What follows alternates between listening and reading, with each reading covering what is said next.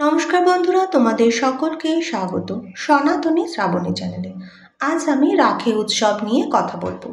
পঞ্জিকা অনুসারে পূর্ণিমা তিথি পড়েছে 8ই আগস্ট 2:22 থেকে সমাপ্ত হবে 9ই আগস্ট দুপুর 1:24। উদয় তিথি অনুসারে 9ই আগস্ট রাখি বন্ধন উৎসব পালন করা হবে।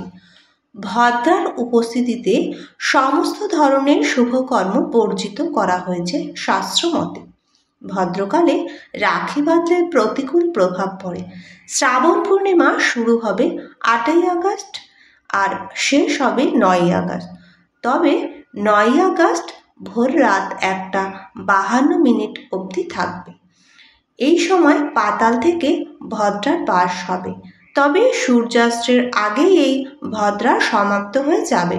তাই এই পূর্ণিমা থাকা পর্যন্ত সময় রাখি বাঁধা যাবে। হিন্দু ধর্মে ভদ্রাকে অশুভ বলে মনে করা হয়েছে। পাতাল ও মর্তে ভদ্রার অবস্থান থাকলে সেটি শুভ বলে মনে করা যায় না। ভদ্রার সময় শুভ কাজ করলে তাতে ভীষণ বাধা উৎপন্ন হয়, পাশাপাশি অযাচিত সংকটও সৃষ্টি হয়। তাই ভদ্রার উপস্থিতিতে রাখি বাঁধলে ভাই বোনের মধ্যে নেতিবাচক প্রভাব পড়ে। তাই যখন স্বর্গে ভদ্রা বাস করে তখন তা দোষমুক্ত। তাই ভদ্রাকাল গণনা করার পরই রাখি বাঁধা উচিত। 9ই আগস্ট ভোর 5:47 থেকে 1:24 পর্যন্ত রাখি বাঁধার শুভক্ষণ। তাই মোট 7 ঘন্টা 37 মিনিট রাখি পালনের সময় থাকবে। যারা রাখি পরাবে তারা এই সময়ের মধ্যে রাখি পরাবে। ভদ্রার পাশাপাশি রাখি বাঁধার জন্য রাহুকালও গণনা করা অত্যন্ত জরুরি।